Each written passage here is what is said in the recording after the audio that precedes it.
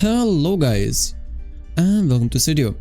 In this video we're gonna be discussing how to carry feeding teammates. So what are you waiting for? Let's get to it. Of course, to carry feeding teammates, first you need to win the laning phase. Of course, you won't be getting the best support every single game like Nautilus, Leona, Rakan. Some engage always is nice with Nilah. Sadly, as you can see in this game, that's not the case. That's why this game is perfect to showcase this concept. So right now I have an Ashe support. The Ashe support is not the greatest, plus she doesn't know how to play with my champion. So right now I'm literally just muting her to not get distracted from the game. And another thing is, I'm not doing anything level 1 because it's impossible to actually play out level 1 as Nilah. You don't have enough range to actually trade back with a Kai'Sa, Senna, plus the Ashe not gonna be as relevant level 1. So with Nilah, just chill, relax until level 3, and when you hit level 3 you can actually start playing the game. At level 3 you can start looking for opportunities like this. So Kai'Sa went for a ward and I noticed that the Senna is alone in the lane, so we instantly collapsed on her, and that's a first blood for us. We couldn't get the Kai'Sa, but when the Kai'Sa walks back in and she actually dies as well, yep, and that's a double kill for us. After that you always want to shove out the wave, reset, and buy a Dirk. The wave is bouncing back to us, and there's a skirmish in the river, so whenever the wave is bouncing back to you and there's a skirmish in the river, you always want to follow up the skirmish and try to make something happen. So right now, of course, I'm gonna go down for this play, but it still doesn't matter because the wave is in perfect position, and that one kill gonna be worth way more on me than it's gonna be worth for them. So automatically, whenever you have opportunity and you can trade 1 for 1, go for it. Of course, in this skirmish, Diana died as well, but I'm talking about trading my life for another person's life, and Diana was dead there anyway. Of course, because the wave is wonderful, it's pushing back to us, we are not losing anything wave wise. This death was actually good, and you should be looking to die 1 for 1 in your games as well whenever the wave is bouncing back to you. After shoving in the bot wave, you need to make sure to look for a reset. Never stay in the lane for no reason. Always reset and spend your gold, because if you're gonna be overstaying in the lane without a vision, automatically the enemy jungler can come and just kill you. Of course, in this case scenario, the jungler is topside, but we didn't know that, so it's better to be safe and sorry and to reset instead. Cheesing also gonna help you significantly. It's gonna increase your odds of winning so much more, because enemies don't expect to get cheesed. Especially, you need to look for cheeses whenever you're about to hit level 6, so you need to track your experience and make sure that you abuse a level 6 power swipe to its maximum. Briar ult actually lands on us, so right now we're just kiting back and waiting for the fizz to come. At the same time, I'm just baiting them in to take a bad fight, and then when the fizz actually comes to the laning phase, then we're gonna be going in and cleaning up. So yeah, again, Katarina is coming back, I'm kiting back, but I'm still sticking around to see if I can actually get a sneaky pick on them. So it's really important to look for those extended fights, right? So don't just reset, right? Instead, stay in lane and look for opportunities to appear for you. Whenever an enemy support rotates around the map, for example for Herald, for topside play, for mid lane, you need to instantly look to punish the enemy AD carry. So right now we know that the Senna is topside, so automatically what I'm gonna be looking for is positioning myself really aggressively so that Kai'Sa is unable to join the lane and she's not gonna be getting anything bot side. Meanwhile, the top lane didn't work for them and we're gonna be losing a lot bot side for free. So of course, even though that we don't get a kill, you should always look for these aggressive trades, because even chunking down the enemy AD carry gonna help you significantly. So even though we lost the Herald top side, it does not matter, because right now the Kai'Sa was unable to actually join in the laning phase, and she was unable to get any CS bot side. So don't let the enemies get away with these macro mistakes.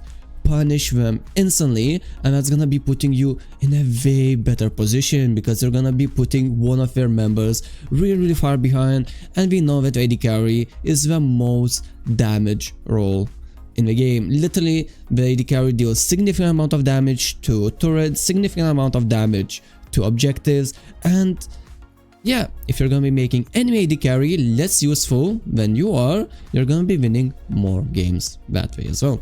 Of course, the ideal scenario would be to rotate mid, but sadly our mid laner doesn't want to swap with us. So whenever your mid laner refuses to actually swap with you, and this happens a lot. This happens a lot in lower divisions. I heard you guys saying that the mid laner doesn't leave and what should I do, what should I do?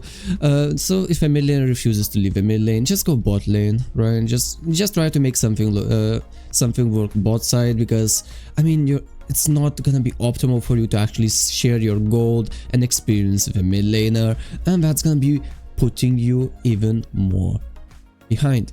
Of course, again, we just ignore the Kai'Sa, we just zone her out, and we're gonna be getting the bot turret because we're really far ahead. We have 5 kills, we literally have all the kills in the team. Our jungler is 0-3, our top laner is 0-5.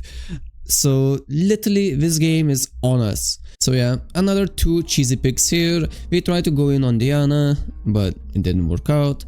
Automatically we got few kills more. Right now the jungler is spamming the dragon, but instead of doing the dragon, I'm going mid lane. I'm gonna be looking for some picks. At the same time, I want to shove in the mid wave before doing the objective. You always want to shove in the mid wave. It's really important because that's gonna give you a tempo advantage on the map. Then you can go look for objectives and you can actually have a better control over the map. At the same time, you don't want to stay with a lot of gold. So you can see right now I have 2k gold, so I'm gonna be disciplined and I'm going to look for a reset because I'm gonna be able to afford a Nawori plus a crit cloak. So right now at minute 15 we have 2 items and we have 55% here's rate, which is quite significant, and we're really strong. Our jungler refused to fight in the river, so right now I'm trying to get something back from it because our jungler just literally decided to farm topside jungle and then rotate towards the bot side. So right now I decided to go in and try to make something happen, and that something was getting a pick on Briar. Sadly, while I was getting pick on the Briar, enemy Katarina got a triple kill on my team. And yeah, this game is not looking good, for sure. Our jungler is really tilted, really far behind. She's 0-5, our top laner is 0-5 as well. And our phase is 2-1, but he's also tilted and doesn't leave a mid lane for us. So yeah. Also, we have an Ashe support, so she's not gonna be peeling us, she's not gonna be engaging for us, so the game gonna be really difficult to play, and we need to make sure to not make any mistakes because we are the main carry of a team. Yeah, sadly right now the Garen just literally runs us down under a turret, and we have to flash away from him because he's really strong, and we know how broken Garen is. He just presses the R button and just executes you just like that. But yeah, Fizz lands a really good ultimate on the Kai'Sa, and that's another pick on the Kai'Sa. So afterwards we're gonna go for Sun as well, and that brings us to 10 kill mark. Of course right now we see every single member on enemy team, top side plus bot side. So what do? We push mid. So whenever you have really good vision control over a map, or you know where the enemy team is, you can always just push out mid and get some damage on the mid turret. Mid turret is really important to take, so whenever you have opportunity, just go for it, right? And right now I feel like I can kill the Katarina because I have my W reduces 25% of incoming magic damage, and it's gonna be putting us in a way better scenario to fight her 1v1. So because of that, I felt confident and we got a really good shutdown on Katarina. We saw Garen plus Briar being bot side, so right now I'm pinging on a play mid. So my goal right now is to get a mid turret because we have man advantage. So right now I need to stay safe at the same time, get some damage. But then the Garen literally comes mid lane in seconds. It was so fast to actually rotate from bot side to mid lane, so I disrespected the Garen rotation. And I just died instantly, and the Senna got 700 gold shutdown from that. As you can see, that mistake costed us a lot because we're literally the entire team, so whenever we make a mistake, we get punished heavily. So we literally lost tier 3 mid turret, and right now enemy can look to get the inhibitor at any point that we like. But at the same time, our Diana is pushing topside and she traded mid tier 3 for top tier 3. So really well played by Diana, and even though she's 0-5, she's gonna be 0-6 right now, she's actually pressuring the map, which is quite nice. Garen just runs at us, flash on us, and presses the magical R button, and we're dead again. So yeah, Garen is quite annoying to deal with. I can't do much about that. I tried to take the mid turret, I couldn't get the mid turret. Garen just one-shotted us again, and yeah, it's quite frustrating, but not much you can do about it. Also, we're not gonna be losing much from this, I suppose. Maybe you're gonna lose Baron, but I don't think so. We don't have good vision control. We're probably not gonna go for it. Jungler is alive. I'm gonna be respawning in 10 seconds. So yeah, we will see how it goes. We push out mid-wave again, and then we're gonna be looking for a pick on the enemy. Senna plus Katarina, and yeah, that's a double kill for us. Garen didn't rotate towards us, so right now I'm literally in between Briar and Garen, so just decide to get out of that situation, just flash over the wall, and just kite back, just chill, relax, take my time, let Sion split push so Garen actually has to face him, otherwise I won't be able to actually participate in a fight because Garen can one-shot me at any point. Briar overextends topside, and we instantly capitalize on that. So we kill the Briar, and because the Garen is bot side right now, we're gonna try to do Baron. But sadly our team is literally taking its sweet time. We should have started this Baron way earlier, plus the Diana doesn't want to tank the Baron. It feels really awkward to actually do this Baron, but we're trying our best to actually push it down. Right now the Garen already rotated from bot side to mid lane, and Katarina's coming here as well. I misplay my R because I did not expect her to dash again, and then we're starting a fight next to the Baron pit, and the Garen is behind us. So right now we're gonna be in a really terrible position where we didn't finish the Baron. We decided to chase the Katarina, and we didn't get anything from this, which is quite bad from us. And then Diana starts the Baron again, Briar ults in, like so many random things is happening this fight. And then of course, yeah, Garen goes on us, spins on us, kills us, and then goes for another target. Good thing that the Garen goes down as well, so we're not in as terrible position as we could be, and we actually trade 2 for 2, which is not too bad, taking consideration how far behind my team is. Right now, literally enemy team has 3 dragons, so if you're gonna be getting this dragon as well, that's gonna be a soul for them, and you know how difficult it's gonna be playing against an infernal soul. Yeah, it's gonna be quite difficult, but good thing that Briar is going in 1v3, and then Kai'Sa is following her play.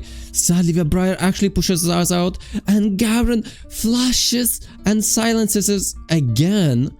Oh my god, every single fight this Garen is just literally flashing on us, focusing us, because we are the main target of the team. So yeah, it's quite frustrating, but it's fine. We're keeping our composure. Sadly, that's gonna be a soul for enemy team. We can't get Baron as well because I'm not alive, so we're not gonna be able to trade anything from us. And the game is not looking that good. The Garen keeps on carrying the enemy team. A skirmish appears topside, and Sion goes down, but it's alright because we're gonna be taking down the Briar, and after we take down the Briar, we can look to do Baron. Sadly, our Diana is not here. Our Diana is bot side, so we won't be able to convert this into a Baron probably. Plus the Kai'Sa is permakiting me with her E movement speed plus the ghost, so unfortunately we won't be able to turn this play into a Baron play. But yeah, it's still not bad. It's still stalling out the game. I have significant amount of gold right now, so I'm gonna be building Dev's Dance. So right now I'm not gonna go shield bow after the LDR because I feel like I need that extra armor. I need that extra survivability to actually be a bigger threat in the team fights. Diana goes in on the Garen, but then the Katarina shows up as well, but it does not matter because I have DD, right? So a lot of damage is turned into a bleed, and then I get a reset, I get a little bit of healing, plus the bleed is removed, so we end up killing both of them, and right now 2 of them are down, and that's gonna be a free Baron for us.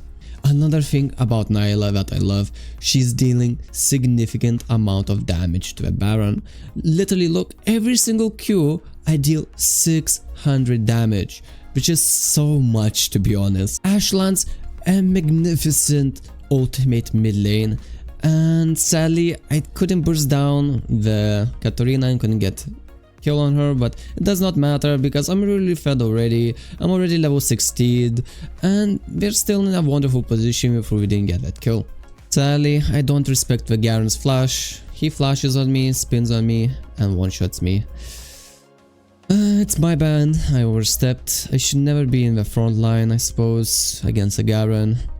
He's just so strong and yeah, he keeps one-shotting me every single fight, but it's fine because our Sion is pressuring the side lane.